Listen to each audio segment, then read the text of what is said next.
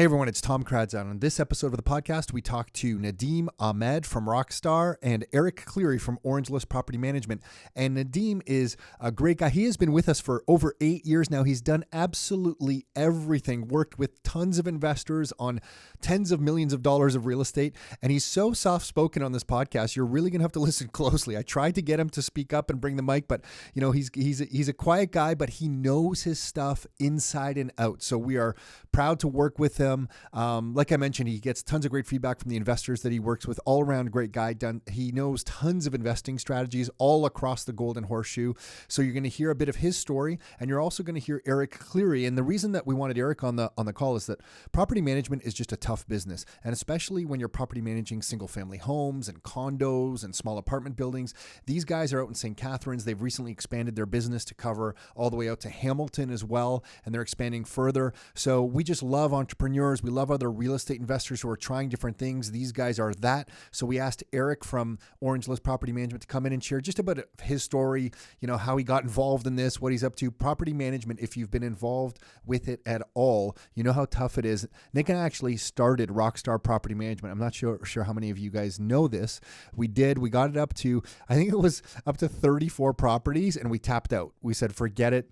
Property management business is not for us. We couldn't scale it. We didn't have the processes, and we were giving it a solid effort. So when we hear that other people are doing it successfully and we're hearing good feedback, we want to share their story. So they're both on this call. We have a good chat.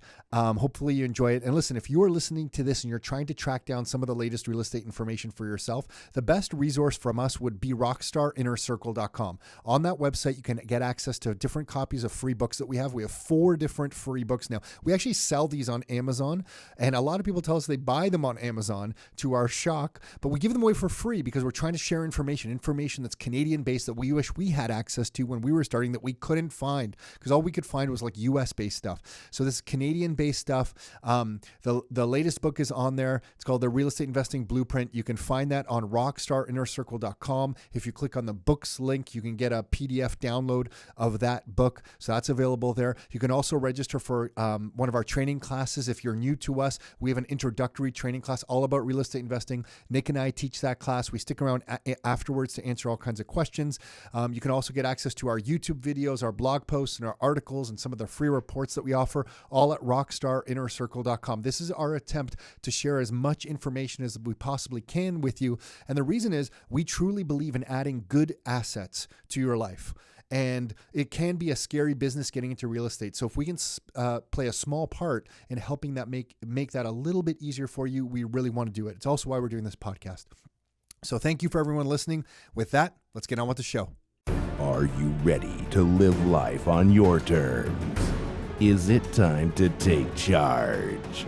Real estate, business building, the economy, health and nutrition, and more. It's the Your Life, Your Term Show with Tom and Nick Kradzow. Are you ready? Let's go. Okay, we are live. Nadeem, I just want to say, Nadeem Ahmed is on the podcast for the first time ever. I've been trying to get him on this podcast, or asking you at least, for quite a long time, but you're such a nice person and you're kind of private that you have not come on. So you're gracing us with your presence today. Well, I wouldn't say gracing, but yeah, thanks. Listen, I'm going to tell you 5 more times on this podcast for sure. Bring the mic closer to your mouth. Got it. Don't be scared of the mic. So Nadeem Ahmed is here, and Eric Cleary is here. Eric, am I saying your last name properly? Yep. Yeah. You just told me that you're born in Nova Scotia. Born in Truro, Nova Scotia, yeah, 1991. I don't know if I know anyone who's born in Nova Scotia. Like, you literally might be the first person that I personally know from Nova Scotia. Yeah. But I hear it's beautiful. Yeah. I mean, I was a baby. You left, though. Yeah. Yeah, okay. I didn't spend Your parents moved? Yeah, so my mom was there with me for probably a few months, and then we were off to Calgary out west, so...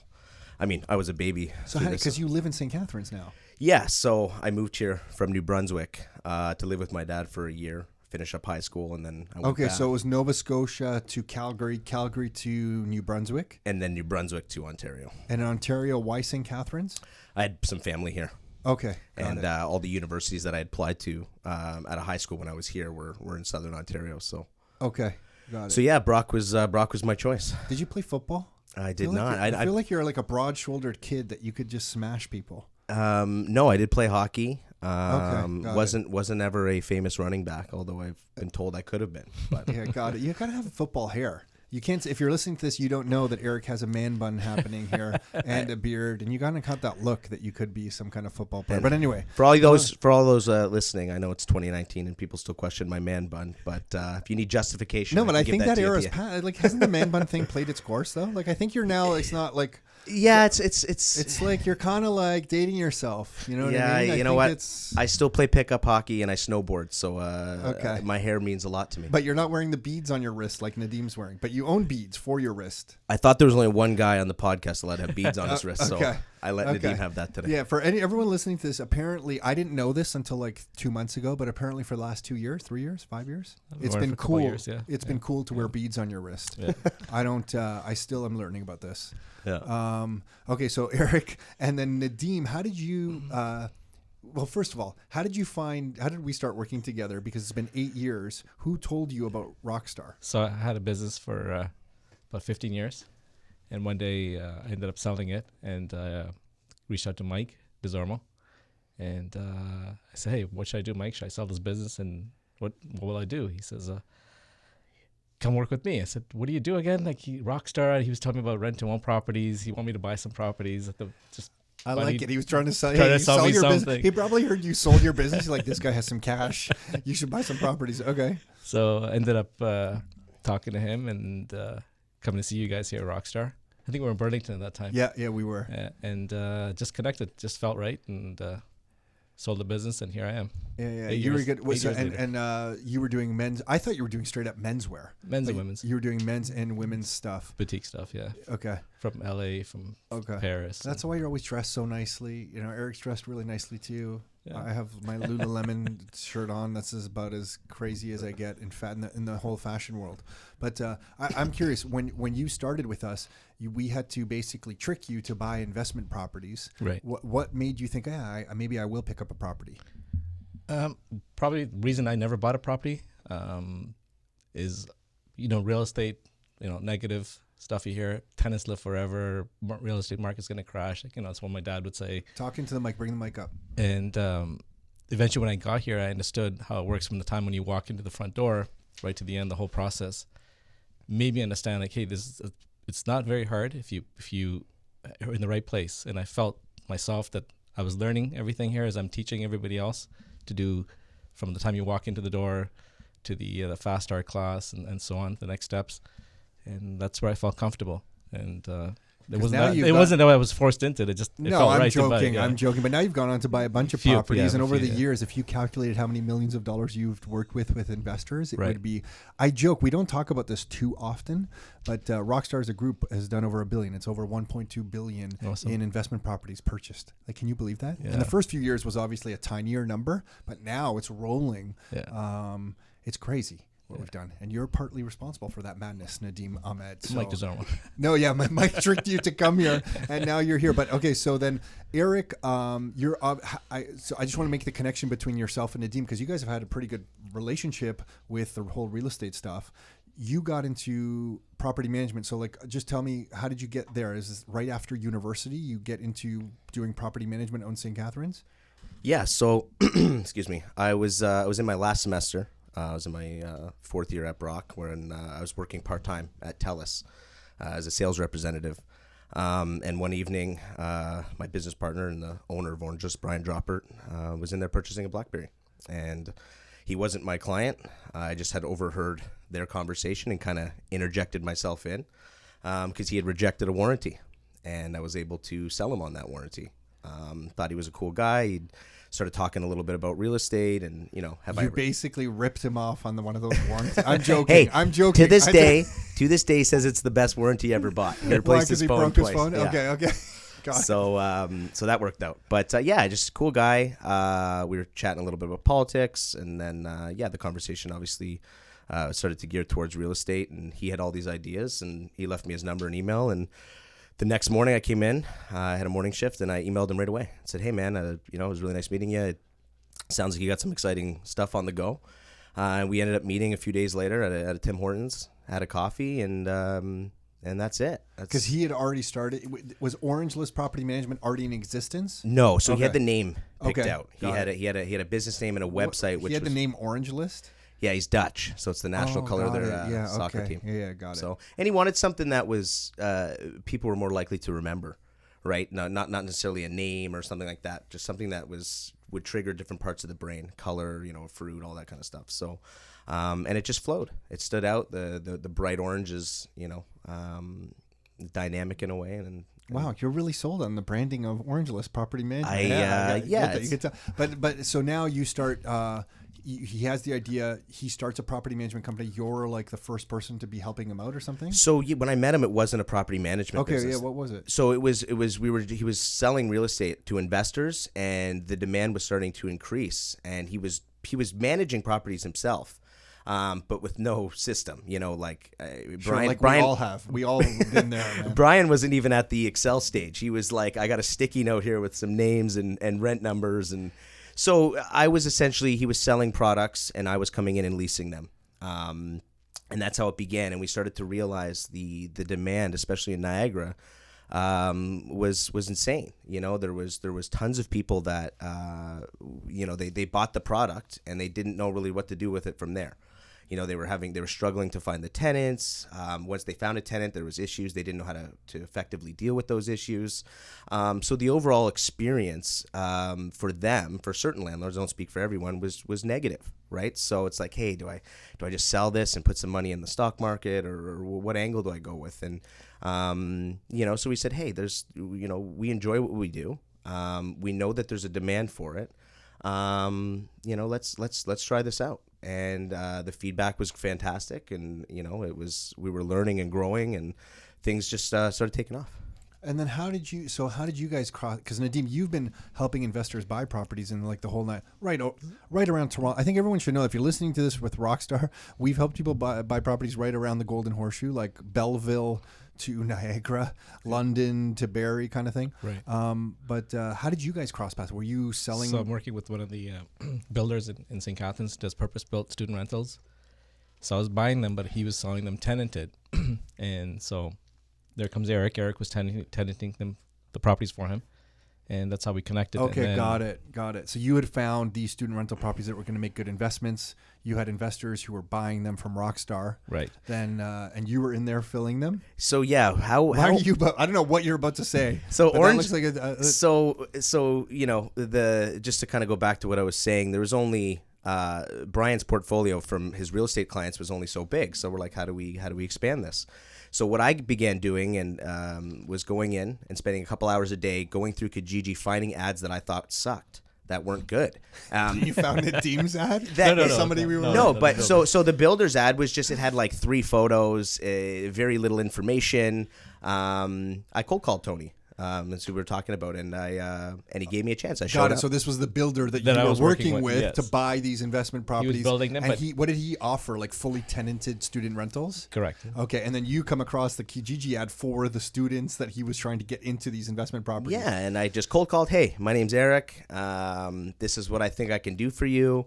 I had a whole sales pitch, and he gave me a chance. I went and met him at the house. And this time, Orange List was already formed. Property management. Not the property management arm. I don't even think we were offering it, but it wasn't fine tuned. It was like, yeah, we can do that, and we kind of figured it out as we went. We were doing a lot of leasing, straight leasing at that time.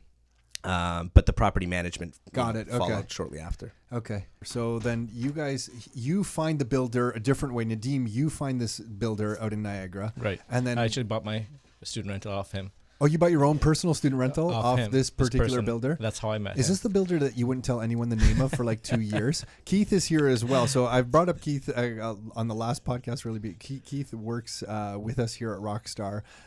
Keith, you don't know this yet, but when Nadeem finds something that really works well, he just keeps it really quiet to himself. For like 2 years, we were asking Eric, I don't know if you know this, for 2 years, we were asking, who's this guy you keep buying properties off of? And he would just avoid the question. And sometimes he would just walk out of the office laughing. He would never answer. So you found this guy, and then you worked with a lot of investors who bought properties out there from this particular builder. Why did you like this guy? Just because they were purpose-built, I guess? Purpose-built, good properties, and they were new. How many bedrooms in these student rentals? From 5 to 7. 5 to 7. Yeah. Okay. And this is for Brock, I guess? Yeah, mainly Brock. Yeah. Okay. Yeah, Niagara College. And, okay, I don't think he's doing anything in Niagara. He's doing mostly St. Catharines, right? Brock. Yeah, but just the one thing to add is, the cool thing about the St. Catharines market is you do grab Brock and Niagara College. You have a lot of students. Got that it. like I see to- what you're saying. Okay, you were okay. getting okay. Yeah, got it. So students from both different places. Yeah. Okay. Is Niagara College big? I don't know the size of Niagara College. Yeah, it's growing. Is it? Okay. Brock's pushing some resources towards gearing international students to want to come to that school. They're only sitting at around 12% international population, which is low relative to most other universities in Southern Ontario.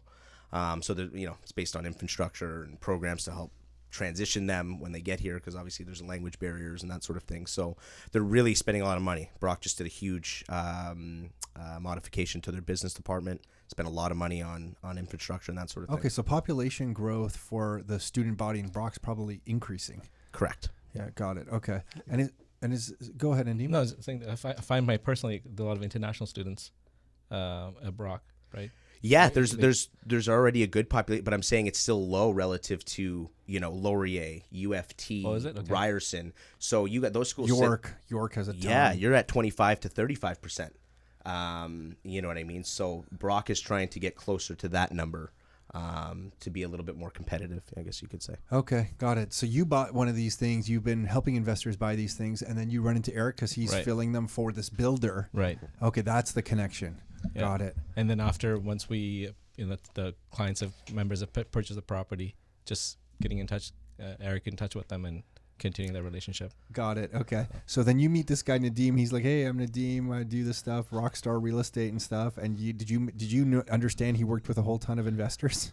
Yeah, like it all happened so fast, And Nadeem was, I just thought he was a super cool guy, smart, and, had the right intentions for his clients, which is huge because although I've only been in the industry for 3-4 years, in my first year, I saw a lot of things that I didn't like. And that's not what. Like, what do you mean? Give us an example. I'd run into a lot of properties where their agents, obviously no names need to be mentioned, but agents would sell homes and set the expectation for their clients that they could achieve these rent numbers that were just insane. Okay.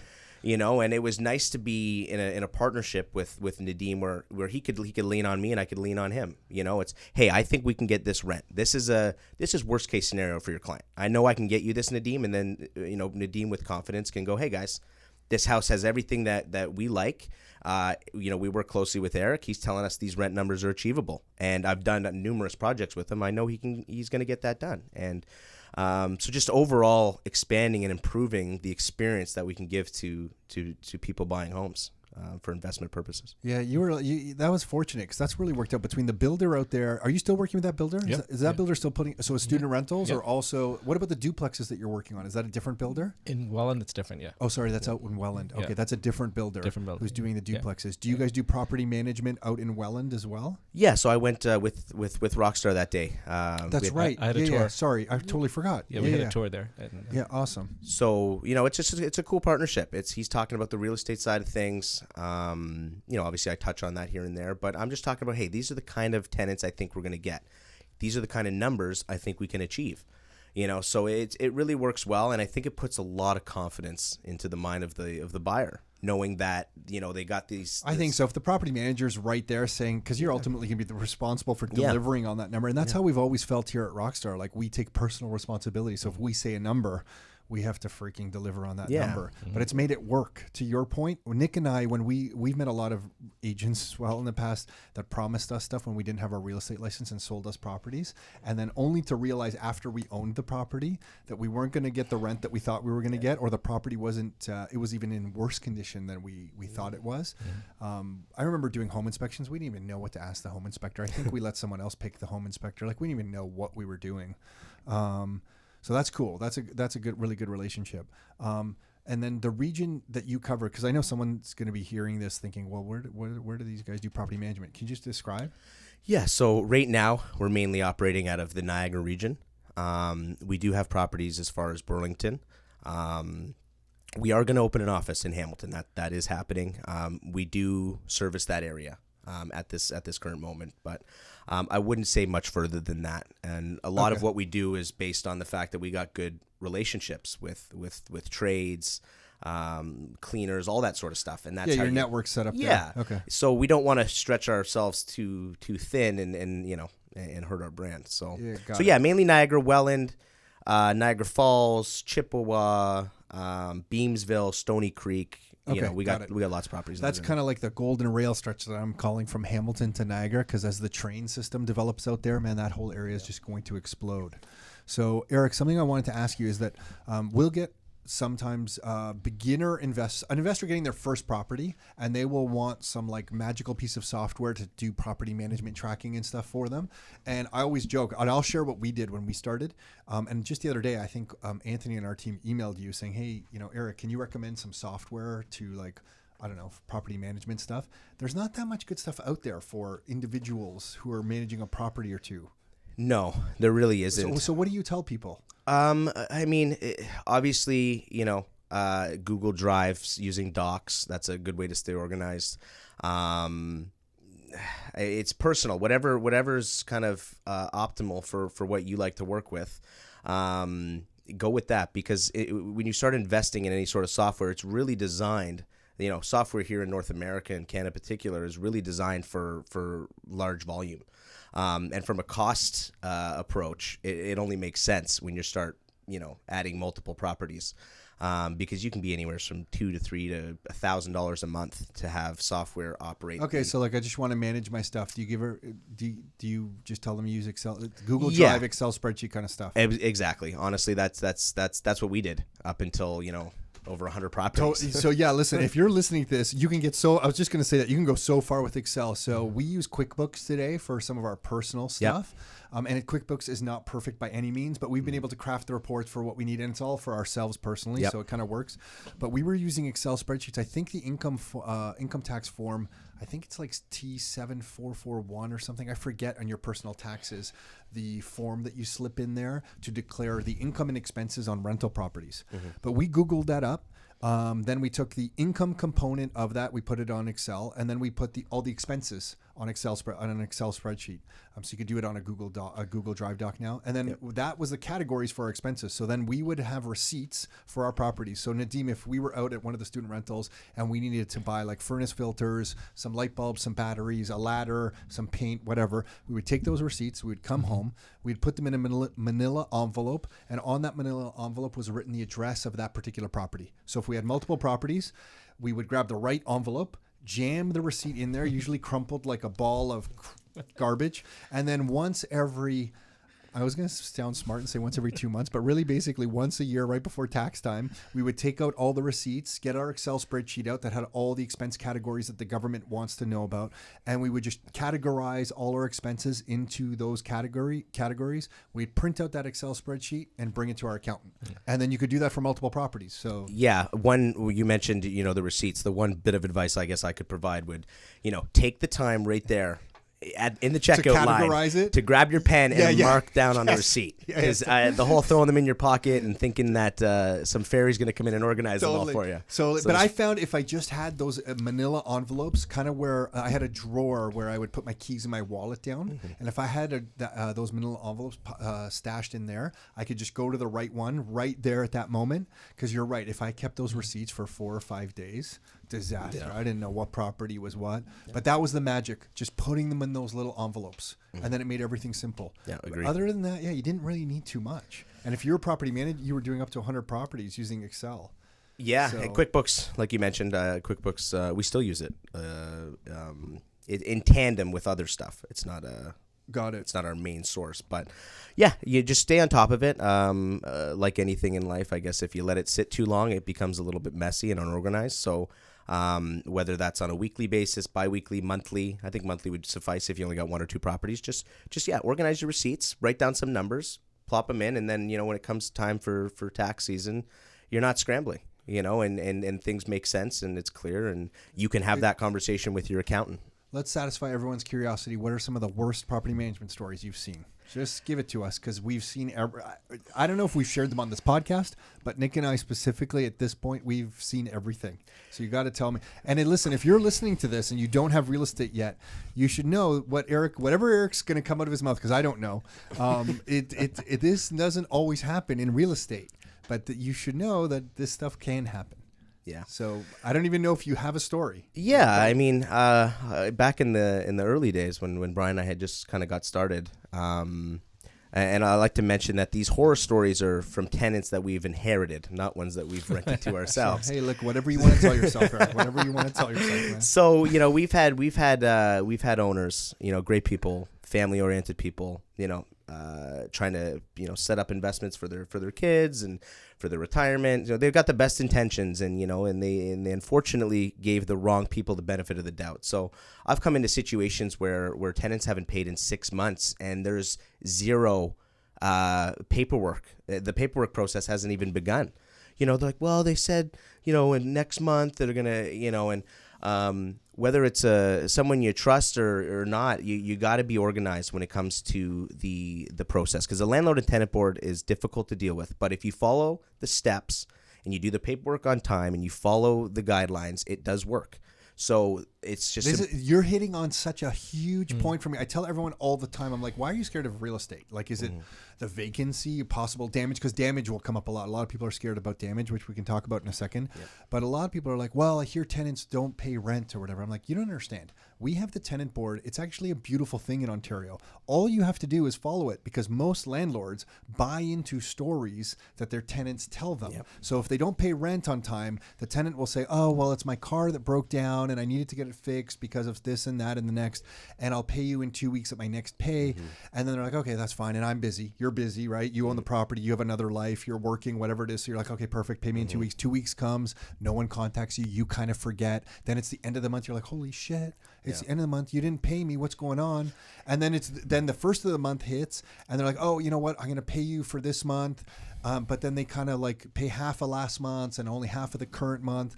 And you're like, you go 4 or 5 months like this, buying into stories, whereas it's just on day one. If you file the N4 form from the tenant board, you begin the process of evicting them.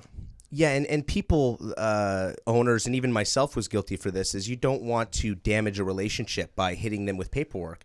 But you got to position it in a way that says, okay, great. I'm okay with you paying me 10 days late. I'm still going to serve you this, just, Which is the N4, in case you're listening to this. It's the N4 saying rent is late. It hasn't been collected. Correct. And just, it's not a big, scary thing that you're, it's like, hey, I understand, but I have to protect my interests at the same time. I always blame Nick. I'm like, hey, look, man, I don't want to give you this, but my brother, man, that guy's such an asshole, Yeah, he's got them under his pillow. Like, yeah. He told me to drop this off, and I'm slightly scared of him. No. So yeah, you really do. I'm not scared of Nick. Just for the record, I want to set that straight. But sorry, go ahead. Go ahead. You really have to treat it as a business, and in a professional way, and that's good for multiple reasons. But tenants have a responsibility. As do you, the landlord. Tenants have a responsibility. Well, listen, you took all the risk to buy the property. You, as the landlord, took the risk to buy the property. You took on the debt to buy the property. You went through the banking process to come up with and qualify for that debt. So the least you, in return, in exchange for you taking all that risk, getting rent delivered on time is not too much to ask. Yeah, and it's not like the landlord has the opportunity or the choice to just call the bank and say, hey guys, I had to get brakes on my car. Can I pay my mortgage a week late? They're going to be like, good luck with your brakes, man, and your mortgage payment's still due tomorrow. Yeah. So those are the kind of things. So you're going back to the story. So yeah, these poor people, they're out $12,000 or whatever the number was, and they hadn't been to the property. So here's another thing. You got to set times where you go check in, okay? And it doesn't matter how good you think the person is or how nice their family and how clean it was the first time. It's important to check in. And how do you guys do it for property management when you're managing? We have quarterly inspections. So every 3 months, no matter what, whether it's a $1 million property on the water or a small 2-bedroom basement apartment for students, it's scheduled and there's a guaranteed visit. And that does a couple things. When an owner calls me, or if you're managing yourself, when with confidence, you can know your property's in good shape. someone asks you, hey, how's that rental, treating you? How's it? Well, I haven't been there in a year. I don't really know. And for us, I had people calling me going, Eric, so what's going on? How's everything? I'm like, well, I've been there in 6 months. It doesn't mean we're not working behind the scenes, but I hadn't physically had a reason to go there. And it didn't feel right. So I'm like, we got to set something up where there's a set of eyeballs going through the house. And it's good for... You guys can pull that off every quarter. That's pretty regular. Yeah, they don't get missed. Tom, just to add, like even my personal claim that I put had, it right to your mouth. My own personal claim that I had recently, the insurance company told me that I had to visit my property 3 times. Part of my agreement with the insurance company, which I didn't even know. Got it. So you got to visit your property 3 times. Yeah. Huh. So those are we treat that. I don't know if I've heard that directly from an insurance company before. It's with Desjardins. Oh, really? Yeah. I don't know if that's new. That's interesting. Yeah. Okay. So yeah, it does. I think there's some tenants that would maybe be a little messier or not, put as much attention to detail, and that's in the back of their mind. They don't want to have a bad relationship with the landlord. So I know they have the ability to quickly go in there and clean it before you show up, but you can tell. You can tell what house has been maintained and how do the appliances look, and there's clear signs of a well-maintained. Yeah. So it does, there's probably some people that are a little extra cautious, which is super good. It minimizes the wear and tear on a property. How did that story end about the people who hadn't been paid in 6 months? So it ended with me in a suit with gloves and a shovel cleaning these people's house out. Like the tenants finally abandoned the house. They just left garbage and I won't talk about all the items I saw, but it was very uncomfortable. And Brian actually has a photo. Very uncomfortable. I don't get the sense that you get uncomfortable too often. So for you to say that must be pretty nasty. So it was bad, and we had a meeting before, so I was dressed nice, trying to look good, and Brian's got a photo of me shoveling crap out of bedrooms, and so we did everything we could to help these guys, right? Like we were, we felt horrible, and we ended up getting a new tenant in there. Were you able to track down the tenants who left or no? The owners pursued it to a certain extent. Okay. How it ended, I don't. Yeah, they weren't. You said they weren't put in by you, but just if you're listening to this, there is the concept of skip tracers in Ontario that you can hire to like track people down. So if someone owes you rent, the process in Ontario is like if somebody owes you rent, if you're listening to this and you just want to know, you can take them. So you have to get a judgment from the from tenant board saying yes, they were in fact in arrears and they owe you rent. You can take that to the small claims court and actually kind of, if you win, you can garnish someone's wages to get your rent. You just have to know where they are and where they're working. Yeah. And you can hire a skip tracer, which is basically like a bounty hunter for tenants. So like you mentioned, the tenant board is the first step. You got to follow that process, and they'll give you the documentation. You got to get the ruling, yeah. And it'll actually show the exact amount minus their last month, minus whatever it is, factoring in your legal costs. All of it up to that point will be in a nice document for you, and that's how you pursue them. So that's the worst story you have, the 6 months in a rent? No, that's good. I thought it was going to be worse. We're really. Everyone's scared about damage. So how about damage? Yeah. Honestly, I had a student house that we did. I won't say what number, but a Chestnut property. Chestnut. This is the name of the street out there. Yeah, just the street. I won't mention the number. Clients of your guys's, and this is showing how the inspections worked. So on our second inspection, at the halfway through their lease, we noticed that the carpets were destroyed on the stairs. And this was a brand new build. Property, yeah. So, and the screens were also destroyed. And anyone who owns a rental property knows that screens are such a pest to fix, man. Yeah. So now the advantage of doing an inspection as opposed to just showing up when your tenants leave is these tenants still had to live in this property for 6 months with us managing it. So I got ahead of it very early on and said, hey guys, I'm going to get a quote. We're not out here to rip you off or anything like that, but I'm going to get you a legitimate quote outlining the costs of the damage that you've caused, and you're going to be resposible to pay for it. What did they do to the stairs? So the cats were pulling up the. Oh God! So it was all threaded and destroyed, and there's probably 6 screens that were. They're all smoking, I guess, right? Yeah, multiple things. Like one of the rooms they painted. So anyways, so I got these quotes all within like a 10-day period. Sent them to them and collected the money 3 days later. And that's not every situation where they pay that quick. But what it would have done is at least give us the opportunity to slowly collect the money from the students over a 3 to 6 month period. You know what I mean? So it's a lot easier because these students actually graduated and moved back to China. So please tell me how it would have went if I didn't go there till totally. move out day, and my landlord would have unfortunately had a large expense, and we eradicated that for them by. What about the story when the guy drove into the garage door? Nadeem, you speak so softly. You speak right into the mic. I need you to speak right into the mic. Speak so softly. I had a tenant in another new property back into a garage door, a brand new one. After a night of partying, right? Yeah, he was. The damage happened at 3:30 a.m. According to the records that we were able to receive. So, and he did notify us that he was drinking the night before. So I'm assuming he just had not gone to bed yet. So anyways, again, the advantage of getting a cosigner on a student lease is his dad was involved and liable. So his dad ended up just mailing us a check. Again, I went and got him a quote. He sent us in the check, and we got the garage. And that's why I think most landlords' fears or new investors' fears are a little overblown, because I tell them, hey, look, for like every 100 properties that we see, we don't really actually see that many things. Yeah. Like out of 100 properties, there might be 3 or 4 properties that do have problems other than late rent and stuff. Mm-hmm. But in general, like, we don't see like massive damage on properties or anything like that. No, and a lot of that falls into the beginning. If you do the work in the beginning, finding the right person, you can, usually someone with decent credit and a good job, and you see if their vehicle is pretty clean. They're not about to just do a full transition in life and turn into. Eric, you forgot to mention with the guy with the garage door, you walked into the house and woke him up in bed and say, hey. Yeah. I love so that. I went. Yeah, I was a little upset. Obviously, we got two opposites here. Eric's the loudest person we've ever had on the podcast, and Nadeem's the softest spoken person. Transitioning between you two is awesome. So the door was open. So yeah, I'd not. One of the students let me in, and they had the ones who told me, hey, yeah, he was out in his car doing things he shouldn't have, and I was a little upset. I mean, I'm always. What do you mean doing things he shouldn't have? Well, they're like smoking drugs. They saw his car the headlights were on at 3 a.m, and he'd been drinking, and he had kind of. Damn. So again, was he driving in the streets or just moving a car? He might have went to the store. His story wasn't really articulate, just to say.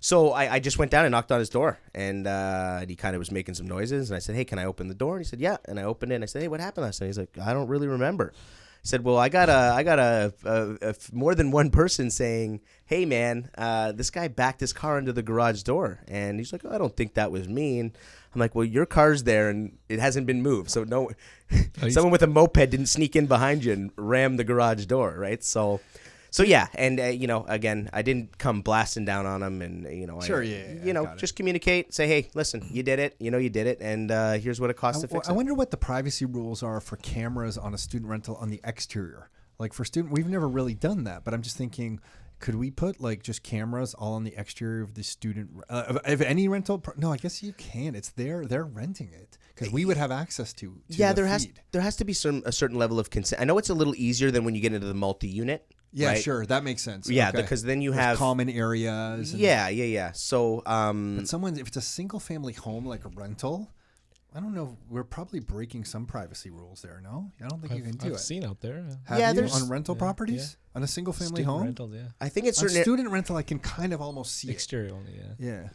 Yeah, it's definitely a no-no. Yes, definitely exterior only. Let's be clear here. Exterior only. Yeah, definitely a no-no when you have a tenant that wants to install surveillance equipment in a multi-unit building, because then you're breaching somebody else's. Yeah, got it. Now, but as a landlord, there's the laws are a little bit different because it is your property, and if they're set up in a way to, protect your belongings in the common space, that kind of thing. I don't have the exact answer to the regulation. Yeah, no, got it. Yeah, but it's just interesting, something we've never really looked into too much. And then, Nadeem, I'm curious, when you didn't grow up in the Niagara region, but you work with a lot of investors out there. Why are you liking Niagara? Because you're going to St. Catharines a lot, Welland a lot, Niagara, the city of Niagara. What are you finding out there? Reveal your secrets. Again, working with the builder, purpose-built properties.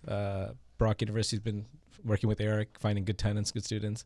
Also been doing a lot of rent-to-owns in the northern St. Catharines. You've been kind of killing it on the rent-to-own stuff. Just buying nicer homes, nicer areas. So rent-to-own, so if you're listening to this, rent-to-own we did almost exclusively for years, like 2007, 2008, 2009, 2010. And then as we grew, Rockstar Investors started doing like every kind of strategy you can imagine. But the rent-to-own stuff really has picked up again because the lending rules in Canada have tightened up.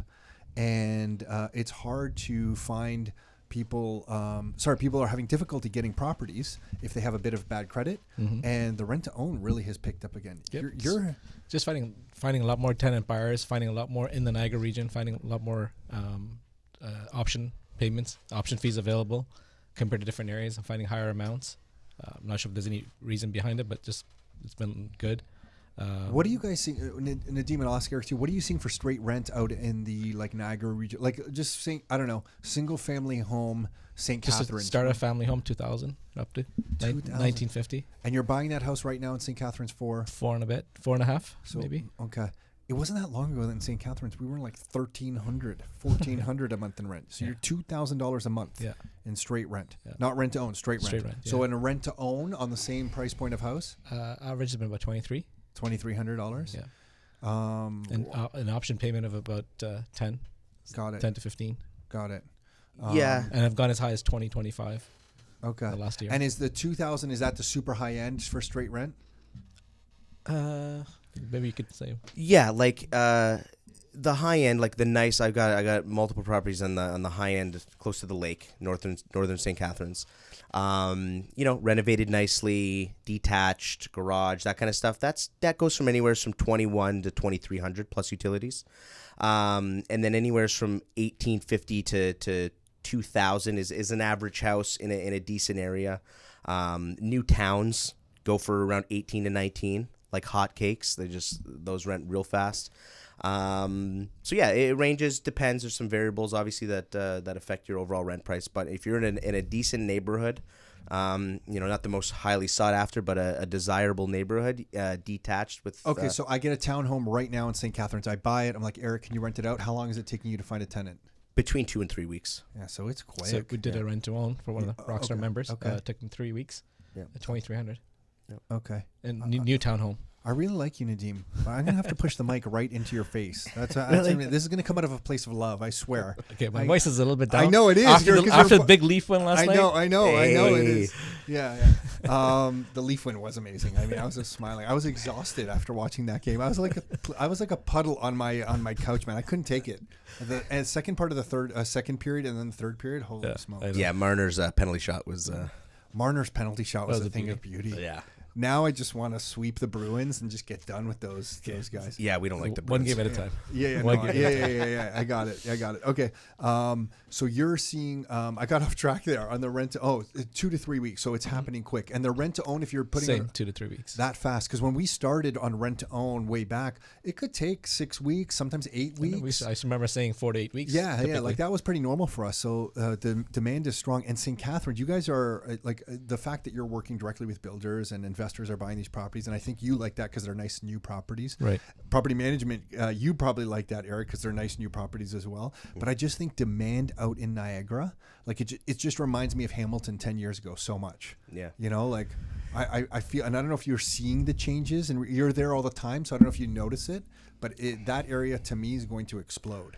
Yeah, and especially in St. Catharines, you have a growing health and education sector, right? Because I know a lot of people like to criticize the Niagara region for, what type of job market? Well, I think if you're in Toronto, you only drive through Hamilton and then St. Catharines. If you're going to Niagara Falls because relatives are in town from out of the country, then you have to do the Niagara Falls trip, or you're going to the Buffalo airport because you want to save on a flight. Yeah, right. Or the casino.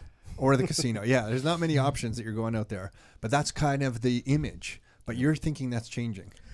Yeah, I mean, I will mention Niagara Falls for detached is a little bit of a longer process. I would say anywhere from 3 to 5 weeks to rent a detached house. Reason being, it's just so competitive. There's so many new builds, so it's actually affecting the price a little bit. Yeah. And it just takes a little longer. It's still Which a great is market. normal in an area with that many new builds because a bunch of investors buy from the home builder, all looking to rent stuff out, and then there's that kind of glut of this is Niagara inventory. Falls, though, right? Yeah. So just an example, guys. We have a couple properties on Marpin Court as a new development in Niagara Falls, and through some conversations with the builders, there was 40 houses on one street. 32 of them were investment properties. No way. From Toronto investors. 32. So it's 70, like almost 32 are investment properties. Investment, yeah. So there was just lease signs and yeah, you'd see like the odd family like And the thing is, you have to survive through that period where there is that glut of inventory, and then some people panic and they want to sell because they can't rent it out that fast, and then they sell, and they're selling against too much inventory. It's kind of a nasty thing, that first little period. Okay, so Niagara takes a little bit longer, and that's not all the time, but that average, in this situation. A little bit longer. Yeah, I just think it's going to explode. We've brought this thing up before. The distance between Toronto and Barrie is pretty much exactly the same. It's 1 kilometer difference than Toronto and St. Catharines. And Barrie has continued to grow since basically I was a kid in this area. Continues to expand. And I feel like St. Catharines, Niagara is going to go through that same. I know Metrolinx is trying to get more track time on CN Rail's tracks from Hamilton to St. Catharines. They're trying to do more than one train. The new stations, I know that Metrolinx really wants to develop some of the new stations between Niagara and existing stations in Hamilton to be hubs where people are builders are building communities right around the GO train stations, even condos and stuff. So that whole stretch is going to be the golden stretch for me. You know, it's so you're in a good spot for that. As I also wanted to mention, we talked about damage on a property briefly. If you're listening to this, you can actually get insurance. Some of the insurance companies have rental property insurance where you can insure against damage. So if you're worried that like someone's going to damage your property, you can actually get insurance for that. So I'm only sharing that because I really think properties are a good thing to add into your life. And most of the things that you're scared of, if you find a good property manager, if you're working with someone like Nadeem, you can kind of like minimize this stuff. That's my thinking. Of course, you can. That's what we try to do, is mitigate the risk for the clients, and it seems to be working very well. We not force. Someone says it's a bad word. It's a requirement to have tenant insurance to rent a house from Orange List. Yeah. Which is beneficial for. Okay, so describe tenant insurance just so everyone's aware. So yeah, it covers their belongings. So let's say I just had a property with a leaky basement a month ago, and the tenant put a claim in on their own tenant insurance for some of their belongings. All right, so it doesn't all fall on the homeowner and their insurance policy. If there's a freak act of nature, let's say, and there needs to be a relocation for that tenant, their insurance covers that kind of stuff. So it's just, and if it's a larger issue, you have two insurance companies now communicating with one another, so it kind of, obviously alleviates some of the stress and pressure off of one individual. Eric, what do you use how do you screen your tenants? Do you want to share that? Yeah, absolutely. So the screening process starts from the first email, the first text, the first call. Mm-hmm. Obviously, we're busy, and we don't want to bring certain kinds of people to your property. You hire us, you expect a certain level of quality and service. So I immediately just start asking questions. What do you do for work, or where's your income stem from? What year school are you in? Just general questions to understand. Do you have any pets? Do you smoke? And once I feel comfortable at that stage, then we line up a viewing. All right. So in a lot of cases it's private, or I've had 3 or 4 really good people call me, and I go meet all 3 or 4 of them at the same time, just letting them know, because some people really do admire the fact that they get their own special private viewing, right? They're more comfortable that way, and I can respect that. So, and then we get there, and if they like the property, we then do a full financial and security background check. And in addition to that, we collect all their financials. So, proof of income, savings. The program we actually use will show us. It uses Equifax to do the credit report, but it also will show us what they have for credit. Do they have a car payment? Do they have, what's the max limit on their credit card? How much have they spent? What's their revolving credit? And with those pieces of information, you can really make a confident decision in mitigating your risk. What's the chances of this person not being able to make a rent payment? So using intuition, which is also important, along with all the resources we have. That's how we I think your spidey sense is still like number one. When you say security check, what kind of security check? Just to give you an example, we met a gentleman in a nice suit, shows up in a new Tahoe. I'm like, oh wow, this guy's killer. Run everything. The guy has a sex offender charge from 2016. So that's not someone we're putting in your Yeah, house. got it. So those are the kind of tools that we use. Yeah. Neighborly's been one good one that a lot of Rockstar members have been using. I think they opened it up. Do you remember? Is it free now? I think for individuals, Neighborly's might free. If you just Google it up, Neighborly's like NABORLY. But it's like a credit check service that'll give you. I know you guys use an even better one, but the Neighborly's a really good one. It'll give out like the whole. I think. No, it was your one that does their social media profiles and everything. Yeah, the program is called Certain. It's a company based out of BC. And it's very, very detail oriented, and it's clean. It's easy to understand. You can see what debt has been bad, has gone to collections, what's debt's in good standings. So you can identify, okay, this person's credit score is a little bit low, but they got a student loan that maybe they just haven't been paying, or they have been paying, but it's still big. So, because someone with a low credit score might still be a great candidate, and you need to know why. Right. And I've been able to answer those questions for myself and for our clients through that program. And then typically, are you signing people to 1-year leases, I guess, if it's a straight rental property? Yeah, I do 12-month leases. And I have landlords that want to do longer. And I educate them in a way to say, hey, guys, like, we don't know. Like, this person looks amazing, but you really don't know until they move into your house. And if you're in a longer lease, you're limiting your options. Sure. It's but I tougher mean, if they keep paying you, even if you don't like them, it's hard to get them out. Yeah, you're right. But you could sell. You could sell your property. Obviously, it's tougher to sell if they're locked in longer. Yeah. That's true. If it's a shorter lease, if they're on if you've locked in for 24 months, you can't increase rent either, right? Yeah, it's tougher to increase rent, and turnover is not a bad thing, because it gives you an opportunity to achieve more rent. Not in every scenario. I'm not saying we love turnover. We want people to just move in and move out. But it does give people the opportunity to move out. And who knows, maybe the market's gone up like it has. We have another spike. And if somebody moving out means $200 more a month, that's $2,400 a year. Even after paying a leasing commission, you're still far ahead than your current tenant. And I'm not saying we motivate people to move out, but it's not necessarily a bad thing. Peace of mind, I get it. A little bit longer feels good, but it goes on a month to month. They still have to give 60 days notice. Stuff's all applicable. Yeah, and there's nothing wrong with going month to month. I just remember thinking, I thought at the end, early on, I thought when the lease is over, if I asked them to leave, I could say, hey, I don't really like you. Can you just leave? The lease is over. But in Ontario, they can go month to month, and they can, as long as they're paying, they can stay. But all your points about a shorter lease totally make sense. Yeah. You're also a nice person, because earlier you said that some people really admire the fact that they get a private viewing. We passed by that so many years ago, and the reason was I was driving two things. I would. Listen, if Nick and I can survive in real estate, then anyone can, because the biggest property management tip that we ever picked up from ourselves is, instead of keeping the keys at our house where we live, why don't we just get a lockbox and leave a pair of extra keys at the house, so that if any of us have to drive to one of the rental properties, we don't have to worry about having the keys or not. When we discovered that little trick, that changed our life. Because how many times we would be at a property and Nick would call me, he's like, shit, I'm here, I forgot the keys. Are you around? You know what I mean? And then our next step was put them in the glove box of our cars. And then finally one of us is like, hey, wait a second. Why don't we get these things called lock boxes and leave a spare of extra keys like hidden in the back of a post somewhere? That just like changed our lives.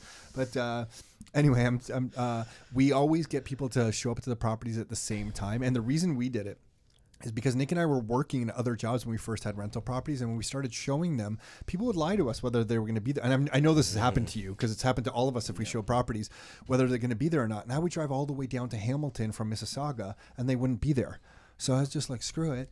Everyone, I'm showing properties at 2:00, and some people would even say, hey, I prefer kind of just to see it myself. And I'd say, I'd love to be able to do that. My schedule, unfortunately, just doesn't allow for it. So I can understand if you don't want to be there, but there are going to be like 3 other people. And usually everyone just showed up earlier anyway. But you're just a nice guy, Eric. Yeah, no matter what anyone says, Eric, okay, you're a nice dude. My mom tells me that. Yeah. Got it. But yeah, so no, again, it's asking all those questions, and really, like, when I get in my car and drive to a house, I'm excited. Okay, this is someone that I really think is a good candidate, and I'm not perfect. I've been. Someone might sound totally. like You guys do a good job. What is someone listening to this that doesn't have property management yet, but they're out in an area where you guys aren't operating? For example, let's say in like Durham somewhere, up in Barrie. What should they be asking a property manager? Like, what are the tricks that property managers kind of try to play around with people on? Yeah, just try to have a general conversation with them. Keep it casual, but get the information that you're looking for without being too what was your last paycheck? Okay, and so what's the information they should be looking for? Like, you guys do quarterly visits to the property, so something like that? Yeah, just set the expectation. Like from the moment I meet somebody who's interested, I say, you know what, Orange List isn't going to be coming by to bug you. We're never going to show up unexpected, but we are coming by 4 times a year. Okay, you'll be given notice, and that's just accepted. We don't want to bug them, but they need to know that there is going to be. So what about monthly reporting to me as the owner of the property? Do I get it quarterly, semi-annually? Like, how do I get information on expenses that you might have to incur? So the program that we use is called PayProp for rent collection, and that generates a 30-day report for you on the 15th of every month. So let's say you get one January 15th, it'll be for the month previous. Okay, so rent collected, expenses, money coming in, money going out, essentially. So it's clean, keeps you in the loop. My office is in the loop with you anyway. You're not just going to have bills coming in and be like, well, what's this? We've had a conversation with you, and we've troubleshooted with the tenants, and all those sort of things. And then on some of these properties that are like legal duplexes, a student rental, single family home, so not the buildings. I wanted to ask you about that building stuff though in a second. Yeah. What is an amount that you guys prefer to be able to charge to somebody without the landlord being notified? Yeah, so we it's $200. That's it, eh? That low? It's rare that we have to do that. Okay. But it's set up. Most of ours are like 500 right now, I feel like. Yeah, no, it's 200. We're comfortable with that. Okay. Most things are minor. It's a service call. But like I said, if it's a Friday night and I got a tenant, we have an emergency line set up. So it's, I get a text, an email, and a call. It's very, very organized. And I can quickly look, okay, we got water coming through a light fixture in a basement. That's important. I can quickly, I'm not worrying about contacting the landlord. I'll set everything up and then contact the landlord. Right, or if there's something, if it's a known issue and they've mentioned it to me before, I'll call him because he might have some information that's extremely valuable. But like I said, if depending on the urgency, I need to know that I can fix the issue and not be worried that you're like, Eric, that was $150. So how the number of times going by a property, how I'm getting my information, it sounds like from you guys it would be like on the 15th of the month. That comes in via email of some sort, I guess. Well, you'll get your rent, so you'll get your rent payment on say the 3rd or the 4th or the 5th of every month. By the time it goes through all the necessary. Yeah, the 15th is just like the report I'm getting. It's the report. Okay, so for the previous month, you'll be able to like I said, you'll already be in the loop, but you'll get an actual legitimate report showing, okay, I had a $55 bill to fix a door, or this was an electrical bill. So it does outline and it says what it is. What about I need someone to go represent me at the tenant board? Can you do that, or do you have to hire a paralegal? Yeah, we're not allowed because we're property managers. So I was doing it for my clients, and we were doing it before too for Rockstar members. It was Nick and I. Early on, Nick and I were at the tenant board. It wasn't even our property. We weren't even property managers, and we weren't paralegals, and we were like fighting on the behalf of Rockstar members. I last time they're like, you could be hurting your client by being here, and not that they dislike me or anything like that, but it's just you have too many interests at play. Right, so I can kind of see it. So do you have a relationship with a paralegal then? Absolutely, we have I wouldn't say in-house, but very close. Billed separately. It is separate. And is that how most property managers do it? Yeah, he gives us a good deal because of the volume, right? Like he's our go-to guy. So he gives my clients, like just to give you an idea, an N4 to file it, to go represent you, all that stuff is a flat $400. Which is literally almost half the cost that you'll see out there from other paralegals. What about for repairs? Should people, when they hire a property manager, expect like a certain percentage markup on repairs from property? Is there like a range that they should be looking out for? Well, I mean, if it's a multi-unit building or if it's a new single family, it's obviously there's going to be minimal expenses. But yeah, you should just expect there to be, it's tough to give a dollar amount. It really is. But on a new build, maybe your maintenance for the first year is only $500. Maybe it's nothing. Maybe it's. But what about? Sorry. But if the property manager gets a call saying toilet needs to be fixed, is there a markup on whoever they call to fix the toilet? Yeah, it's not going to be an in-house person. It's in-house. Yeah, you guys are in-house for all that? Yeah. So we sub out electricians and plumbers, and whatever they bill us is what we bill our clients. So there's zero markup. So you're not marking up at all. Is that common? No, No, Yeah, that's no, a huge competitive advantage that Orange List has over our competitors. Yeah. Okay. You know, But and, you said they're in-house, but then you said we outsource electricians and plumbers. Who's in-house? so our handyman? Yeah, like our Okay. contractors that can do things from windows to doors to framing to drywall to mudding, all Can that they stuff. fix screens? That's always been a pest in my That mind, is man. also outsourced. Yeah, is it? Yeah, fixing screens. Okay, got it. So you have that Yeah. in-house. So Okay. and we just know these guys. They show up on time, which is important for their relationship with the tenant. They do good work, and you know I've in multiple scenarios had a guy go to fix something.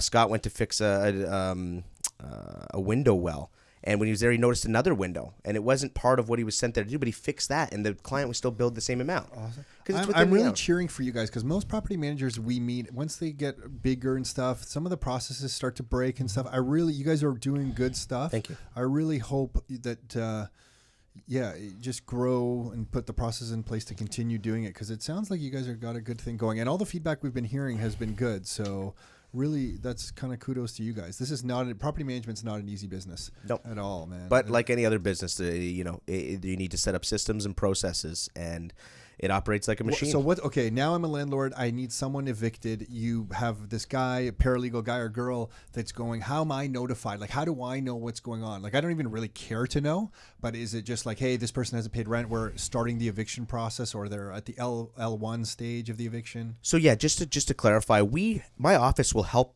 landlords organize all the paperwork. So you don't necessarily have to hire a paralegal. Okay. We'll do all the paperwork for you, send it to you, you sign it, and we'll tell you what you need to do to prepare. We'll help you do that. But obviously for your advantage, it's in your best interest in a lot of cases to hire a paralegal.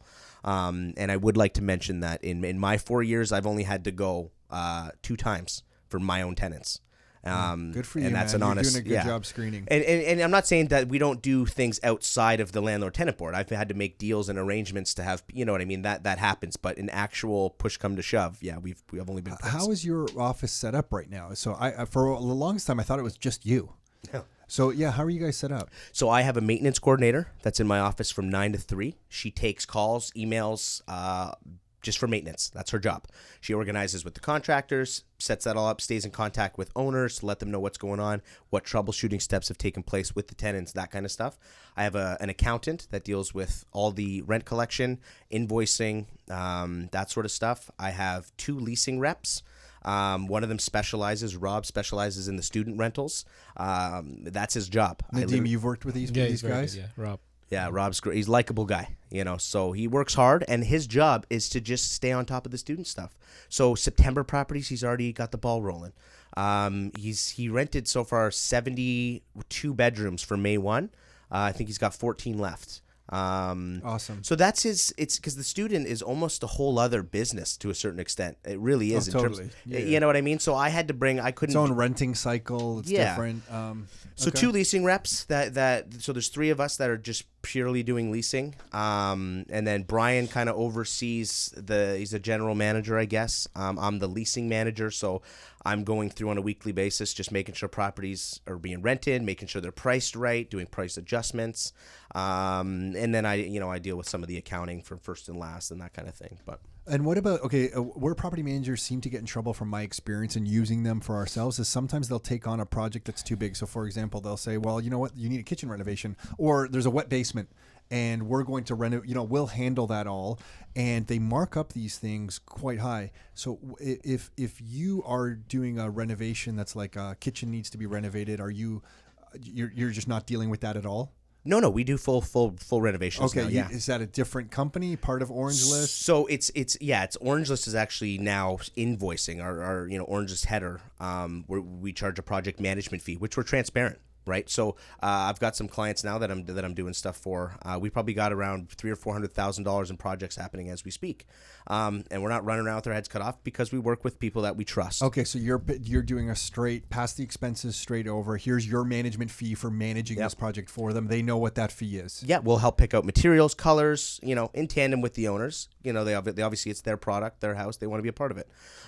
We just know what material looks really sharp for tenants, what's going to last long, where you can save money and still achieve those high rents that you're looking for. You don't always have to go with granite or quartz. A nice piece of laminate will do just fine. You know, you don't need to tile, you can put vinyl. So there's a lot of things that we can add that can drastically, you know, shrink your bill and still get you that rent that you want to achieve. Yeah, cool. And Nadeem, these builders, you seem to do a really good job making relationships with builders who are doing stuff. Are they the student rent purpose built houses? Those are still. I just asked you this, but I just want to make sure I'm clear. They're still doing those. Yes, correct. And what's on the inside? Because Eric's talking about different material. Like, what kind of flooring are they putting in these properties? What are the kitchens like? Tiles, laminate flooring, and carpet. Yeah, so it's just laminate and straight carpet, and the kitchen kind of just basic kitchen. We're not putting granite in a student rental. He's not putting nice laminate. Nice laminate or quartz if a client requests, then they would. Yeah, quartz in a quartz countertop in a student rental. Yeah. Holy smokes, I'm getting old. And stainless steel appliances. Stainless steel appliances. Yeah. Okay. And then it's come a long way from used appliances that we used to do with him. Remember? Yeah. We had to have that conversation. You know what? No, we still have some old appliances in some of our student rentals that are really old, and the appliance repair guys are like, do not get rid of these old appliances because they're made so much better. Yeah. That it's actually better to do a small repair on this because the new ones that are coming in often from like China or whatever, they're breaking so frequently. They're guys like, hey, cheaper. totally use this. And we had to convince some students in one of our properties just really recently that says, I know these things look really old, but our guy told us they're better than getting the new ones in here because they're starting to get a little kind of beat up and stuff. Yeah. But okay, and then of any of your legal duplexes out there finished yet, or is that still ongoing? Legal duplex, some of them are finished, yes. Yeah, some of them are finished. Yeah. And how are they set up? Are they just again, Orange List has helped us lease those out. I think the last one was Eastchester. We had 5 bedrooms, upper level, secondary suite, just a professional. Yeah. So we got a couple students. The cool thing about the way these ones were laid out was it gave you options. So you could rent to a couple, which in that case they have a living room where if it's 2 students would be a bedroom.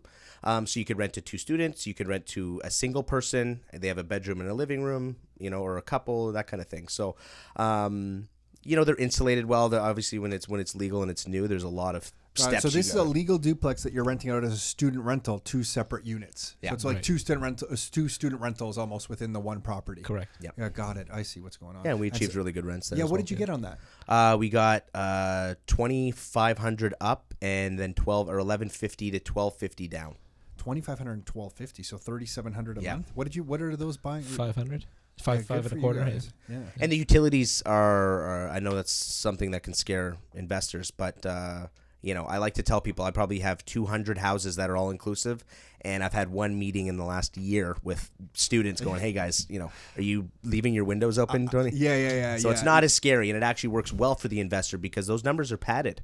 Right, so it's got it. You build it when you factor in the utilities. You're giving the tenant peace of mind, right, on a fixed budget cost. Yet the owner's taking a little bit of risk, so there's a little extra. It is nice. We've done it both ways. We've kind of talked to students about putting it in their name, and we do that on a few properties still to this day. One of my York University student rentals, at one point the water bill was going so high, I couldn't figure out what was going on. This one girl in there was essentially running a laundromat. She was washing everybody's clothes, all her friends' clothes. I had to go talk to her and say, look, we're not doing this anymore. You want to do this, utilities go in your name. Yeah, you want to be an entrepreneur. And she immediately stopped. Like, that was it. Yeah. But I think I let this go for like 4 or 5 months where you're kind of looking at the bills and you're like, what's happening in this property? You know, do I have a toilet that's... Because sometimes you can waste a lot of water just on one little leaky toilet that's draining a lot of water. And I kind of thought it was that for a little while. But anyway, don't run laundromats in your student rental properties. That's Eric, thank you so much. What's the URL what's the best way for people to reach you? www.orangelist.com is obviously the URL to our website. On there you can read some of the content pertaining to what it is we do, how we do it, a little bit about myself, Brian, and our staff and our team. Okay, say it one more time so people catch it. So www.orangelist, all one word, .com. Orangelist.com. And then Nadeem, just your email address do we hand out? Nadeem at rockstarbrokerage.com. Nadeem at rockstarbrokerage.com. Yeah, my personal email is Eric, ERIC, at orangelist.com. You can send me an email. Eric at orangelist.com. Guys, really appreciate you doing this. Nadeem, anything else? No. We're good? Go Leafs, go. Go Leafs, go. Leafs, go. Thanks, guys. Appreciate it. Yeah, thank you so much. Thank you. Hey, it's Tom Kradz again. So hopefully you enjoyed that talk, and hopefully you could hear Nadeem as quiet as he was on that podcast. So thanks to Nadeem and Eric for coming in. Always fun chatting with people that are up to good stuff. And if you're listening to this and you want more real estate information yourself, you can always check out rockstarinnercircle.com for all the latest stuff. Thanks everyone for listening. We really appreciate the feedback we're getting on this podcast. Until next time, your life. Whoa. I almost passed away there saying your life. Until next time, your life, your terms.